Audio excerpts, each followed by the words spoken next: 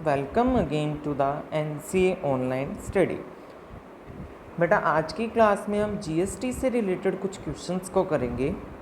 Journal के अंदर GST से रिलेटेड कुछ एंट्रीज करेंगे। आपकी बुक में ये टॉपिक नहीं है, ये मैंने सेपरेट बुक से उठाया है किसी से, तो आप ये वीडियो से ही पढ़ेंगे और वीडियो से ही इसका क्वेश्चन कॉपी में नोट करेंगे। तो देखो बेटा, आपको पता है हमारे देश में कुछ डायरेक्ट टैक्सेस और कुछ इनडायरेक्ट टैक्सेस एग्जिस्ट करते हैं। डायरेक्ट टैक्सेस में लाइक इनकम टैक्स और इनडायरेक्ट टैक्सेस में काफ़ी सारे टैक्सेस थे, जिसमें एंटरटेनमेंट टैक्स, स्टेट का अलग से एक टैक्स होता था, जैसे राजस्थान में वैल्यू एडेड टैक्स वैट के नाम से जिसे जानते थे हम, सर्विस टैक्स, इस तरीके से काफ़ी एक लिस्ट थी लंबी। उन सबको कंबाइंड करके, सभी इनडायरेक्ट टैक्सेस को कंबाइंड करके एक टैक्स बना दिया गया, जिसका नाम रखा गया जीएसटी, जिसकी फुल फॉर्म है goods and service tax. GST is comprehensive indirect tax charge each time the supply is made, each time the goods are sold and और services are rendered except on the exempt goods and services. GST एक ऐसा indirect tax है जो कि हर time लगता है, मतलब जितनी बार सप्लाई होगी माल की उतनी बार वो लगेगा, और जो एक्चुअल इसका इसे जो बियर करता है वो कस्टमर करता है। लास्ट में जाके कौन करता है, इसे बियर कौन करता है, एक कस्टमर पर ये पूरा जाकर लगता है। ठीक है, तो कोई भी सर्विसेज जब हम रेंडर्ड करेंगे, जैसे बैंकिंग हो गया, इंश्योरेंस हो गया, तब भी ये लगेगा। और जब भी हम माल बेचेंगे, एक जगह एक पर्सन दूसरे पर्सन को बेचेगा, तब भी ये टैक्स लगेगा। सिर्फ ये उन गुड्स और सर्विसेज पे नहीं लगता जो इसकी कैटेगरी में नहीं आते हैं, उन पर टैक्स नहीं लगता है। कुछ ऐसे गुड्स या कुछ ऐसी आइटम्स हैं जिन्हें जीएसटी फ्री रखा गया है, तो उन पर ये टैक्स नहीं लगेगा।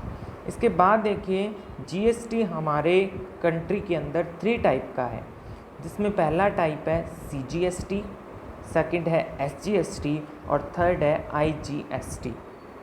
तो देखिए, सीजीएसटी की full form central goods and service tax और एसजीएसटी की full form state goods and service tax and IGST integrated goods and service tax. Central CGST, बेटा सीजीएसटी जो है वो सिर्फ किस पे लगता है, जब हम एक स्टेट के अंदर माल बेच देते हैं, एक state with in the state, मतलब कि इंट्रा स्टेट को बोलते हैं विद इन द स्टेट। जैसे हम राजस्थान में एग्जिस्ट कर रहे हैं या रह रहे हैं और राजस्थान में हमारा बिजनेस है, और हम राजस्थान के ही किसी बिजनेसमैन को जब माल बेचेंगे तो उस पर जो टैक्स लगेंगे वो होंगे सीजीएसटी और एसजीएसटी। सीजीएसटी जो टैक्स है वो जाता है, उसका जो भी रेवेन्यू होता है वो जाता है सेंट्रल गवर्नमेंट के पास, और जो एसजीएसटी से जो भी रेवेन्यू होता है वो जाता है स्टेट गवर्नमेंट के पास। अब जैसे जीएसटी की रेट थी बेटा, अलग अलग स्लैब होते हैं इसके, 5%, 12%, 18%। तो मान लो 18% हमारी जीएसटी की रेट है, तो अगर हमने विद इन द स्टेट माल बेचा तो 9% सीजीएसटी लगेगा और 9% एसजीएसटी। मतलब जितना टोटल जीएसटी की रेट होती है उसका हाफ सेंट्रल गवर्नमेंट के पास जाता है और हाफ स्टेट गवर्नमेंट के पास जाता है। और एक थर्ड टाइप ऑफ जीएसटी बोलते हैं, जिसे बोलते हैं integrated goods and service tax. ये होता है इंटर स्टेट, मतलब कि आउटसाइड द स्टेट। मतलब जैसे राजस्थान का कोई बिजनेसमैन अगर यूपी के या किसी अदर स्टेट के, पंजाब के, हरियाणा के किसी बिजनेसमैन के साथ कोई डील करता है और गुड्स सेंड करता है, उसे सप्लाई करता है, तो वो हो गई इंटर स्टेट सेल्स। तो उस इंटर स्टेट पर जो जीएसटी लगता है वो लगता है आईजीएसटी।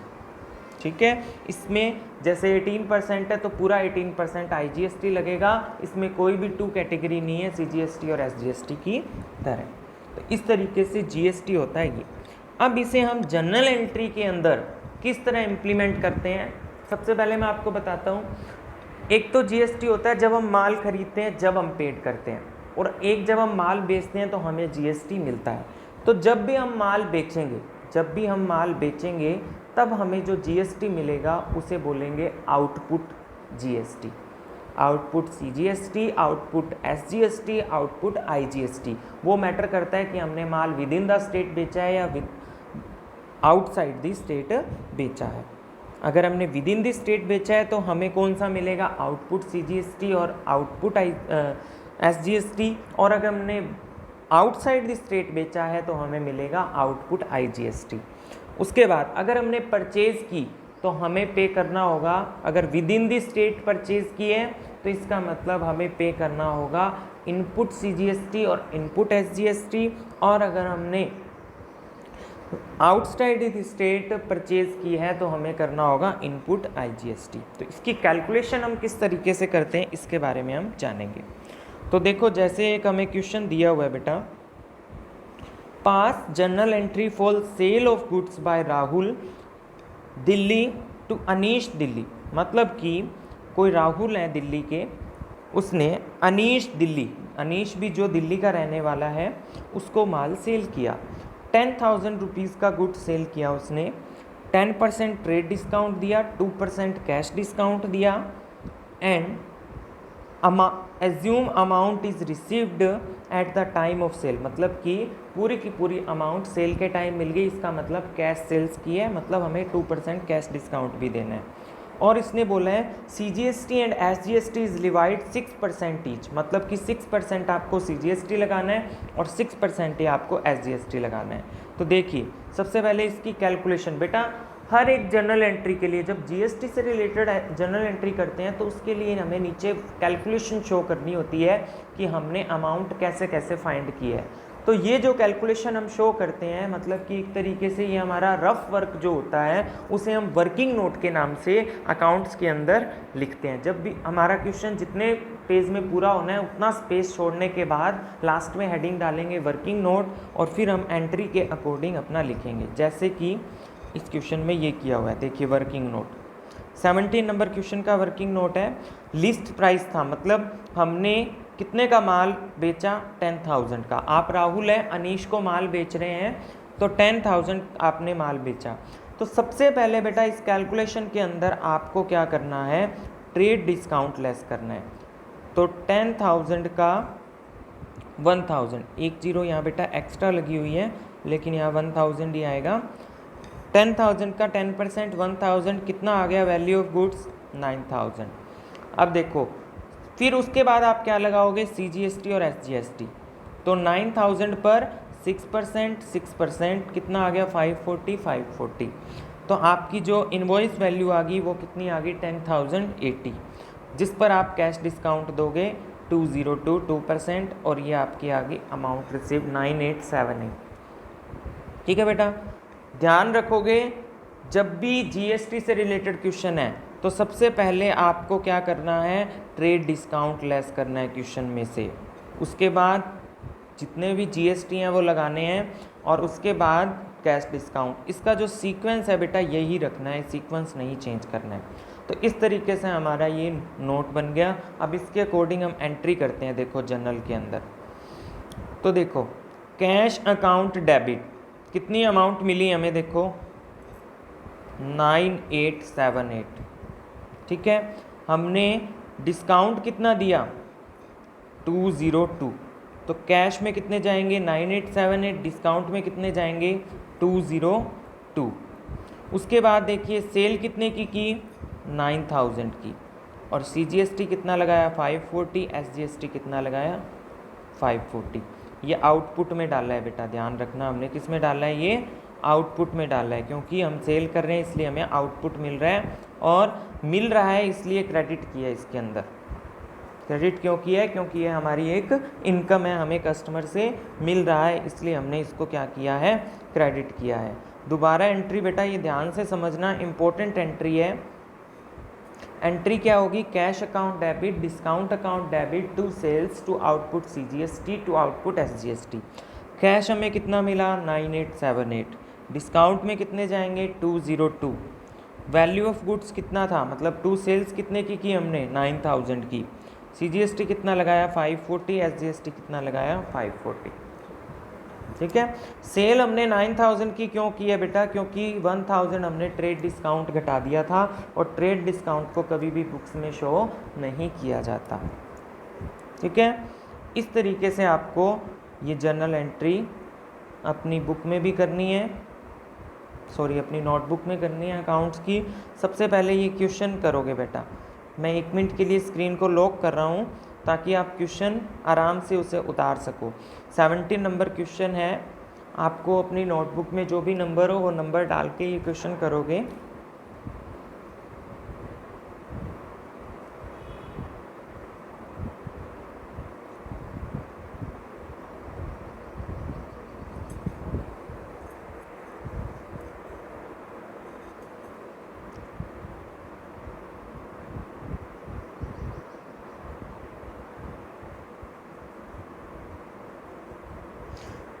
इसके बाद बेटा आप जर्नल एंट्री करोगे। सबसे पहले क्या बनाओगे, क्वेश्चन लिखने के बाद आंसर नंबर 17 के अकॉर्डिंग ये जर्नल एंट्री करोगे। जर्नल एंट्री करने के बाद आप क्या बनाओगे, ये वर्किंग नोट बनाओगे।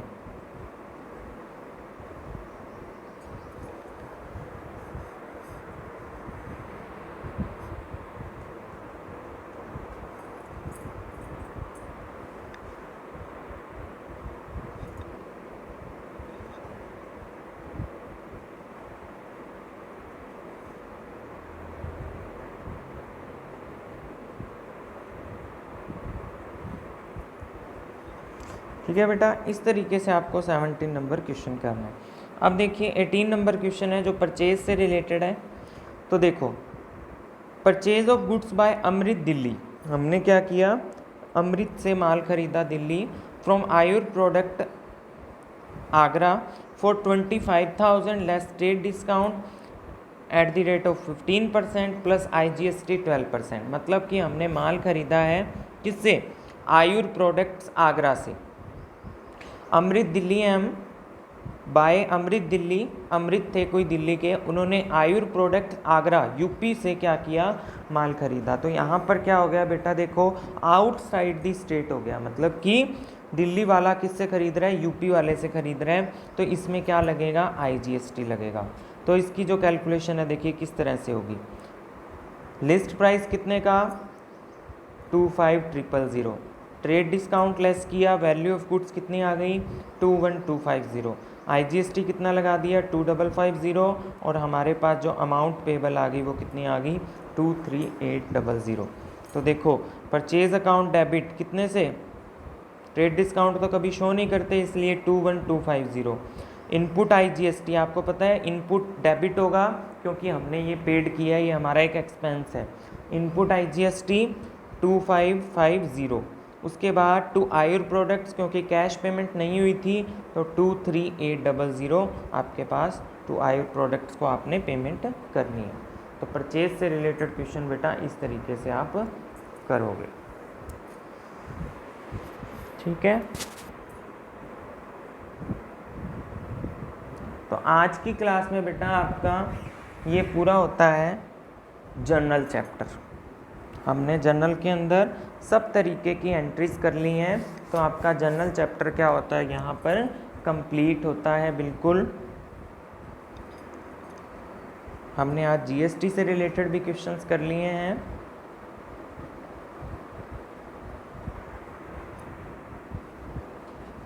ठीक है, तो अब बेटा हम हमारा नेक्स्ट चैप्टर शुरू करने जा रहे हैं, चैप्टर नंबर 9 जिसका नाम है लेज़र, जिसे क्या बोलते हैं, लेज़र। अब देखिए लेज़र का मीनिंग पढ़ते हैं क्या होता है। आपको पता है हम जो अकाउंटिंग प्रोसेस सीख रहे हैं वो डबल एंट्री सिस्टम के अकॉर्डिंग सीख रहे हैं, जिसमें सबसे पहले हमने क्या बनाया, जर्नल। क्या बनाया, जर्नल। इसे हम प्राइमरी एंट्री की बुक भी बोला जाता है या बोलते हैं। जर्नल के बाद बेटा जो बुक बनेगी वो क्या बनेगी, लेज़र। क्या बनेगी, लेज़र। ठीक है, जर्नल एक तरह की ऐसी बुक है बेटा जिसके अंदर हम सारे ट्रांजैक्शंस को, बिजनेस ट्रांजैक्शंस को रिकॉर्ड करते हैं। अब लेज़र के अंदर हम क्या करेंगे, ये जर्नल की हेल्प से लेज़र बनाएंगे। और लेज़र के अंदर बेटा क्या होता है कि हम उसकी कैटेगराइज कर देंगे। जर्नल की क्या कर देंगे, कैटेगरी बांट देंगे, अलग अलग कैटेगराइज कर देंगे उनको, अलग अलग अकाउंट्स अलग अलग मेंटेन करेंगे। ठीक है, आपको पता है कोई भी काम, जब एक बड़ा काम है उसको जब हम टुकड़ों में डिवाइड कर देते हैं, पार्ट्स में डिवाइड कर देते हैं, तो वो काम हमारा क्या हो जाता है, इजीली कंप्लीट हो जाता है, या हमारे लिए वो इजी हो जाता है करना। तो वैसे ही जर्नल से हम लेज़र बनाएंगे, वो किस लिए बनाते हैं, ताकि हमारा जो काम है वो इजी हो जाए, जो हमारी जर्नल से जो हमें डेटा मिलना है वो हमें इजीली रिसीव हो जाए। ठीक है, तो लेज़र बनाएंगे। लेज़र की डेफिनेशन देखिए क्या है। Transactions are recorded in the journal and thereafter they are transferred posted to the relevant account in the ledger. All the accounts put together make a ledger. Stating differently, ledger is a book in which various accounts, assets account, liabilities account, capital accounts, revenue accounts, expense account are opened and transactions are transferred in the accounts from the journal book. A ledger is also called the book of final entry. जो laser को a book of final entry भी बोला जाता है। और आपको पता है a book of original entry या प्राइमरी एंट्री किसको बोलते हैं, जर्नल को बोलते हैं। तो इस तरीके से लेज़र क्या हुई, जर्नल के बाद बनने वाला दूसरा हमारा एक अकाउंटिंग सिस्टम के अकॉर्डिंग दूसरा स्टेप हो गया। अब देखिए हम लेज़र के फॉर्मेट के बारे में सीखेंगे। तो लेज़र का फॉर्मेट क्या रहता है बेटा, सबसे पहले तो ऊपर क्या लिखेंगे, जैसे हमने किसी राम लिमिटेड की जर्नल बनाई तो हम क्या लिखते हैं, जर्नल ऑफ राम लिमिटेड। वैसे ही हम राम लिमिटेड की मान लो क्या बना रहे हैं, लेज़र बना रहे हैं, तो हम क्या लिखेंगे, लेज़र ऑफ राम लिमिटेड या श्याम लिमिटेड या जो भी नाम है। ठीक है, उसके बाद देखिए बेटा लेज़र का फॉर्मेट देखिए। सबसे पहले तो जर्नल एंट्री के अंदर जितने अकाउंट्स के नाम आए हैं उतने ही अकाउंट हम लेज़र के अंदर बनाएंगे। जैसे हमने एंट्री की wages account debit to cash account, तो लेज़र के अंदर कौन से दो अकाउंट बनेंगे, वेजेस और कैश। एक एंट्री की हमने Ram account debit to sales, तो एक राम अकाउंट बनेगा और एक सेल अकाउंट बनेगा। उसका फॉर्मेट क्या रहेगा बेटा, देखिए ये तो होती है डेबिट साइड और ये होती है क्रेडिट साइड। सबसे पहले date particulars JF amount, date particulars JF amount. Date के अंदर जर्नल से हम एंट्री इसमें लेकर आएंगे, तो जर्नल के अंदर हमने जिस डेट को एंट्री की थी उसी डेट को हम लेज़र के अंदर करेंगे। पर्टिकुलर्स में क्या करेंगे, वो एंट्री लिखेंगे हम। ठीक है, किस तरह से लिखेंगे इसके बारे में भी मैं आपको समझाऊंगा। जेएफ बेटा क्या होता है, जब हमने क्या किया, जर्नल बनाई, तब हमने वहाँ पर क्या लिखा, एलएफ, और यहाँ हम क्या लिख रहे हैं, जेएफ। तो एलएफ का मतलब था लेज़र फोलियो, एलएफ का मतलब क्या था, लेज़र फोलियो, और जेएफ का मतलब है जर्नल फोलियो। जर्नल के अंदर तो हम लिखते थे कि हम लेज़र के कौन से नंबर पेज पर जर्नल की एंट्री को ट्रांसफ़र कर रहे हैं, और लेज़र के अंदर हम ये लिखते हैं कि जर्नल के कौन से नंबर पेज से हम लेज़र के अंदर वो एंट्री लेकर आए हैं। तो ये आपस में इनका क्रॉस कनेक्शन होता है। वैसे मोस्टली ये कॉलम आप ब्लैंक छोड़ोगे क्योंकि आपको लेज़र फोलियो और जर्नल फोलियो क्वेश्चंस में बहुत कम दिए होते हैं। ये प्रैक्टिकल जब हम बिज़नेस करते हैं तभी हमारे ज़्यादा काम आता है।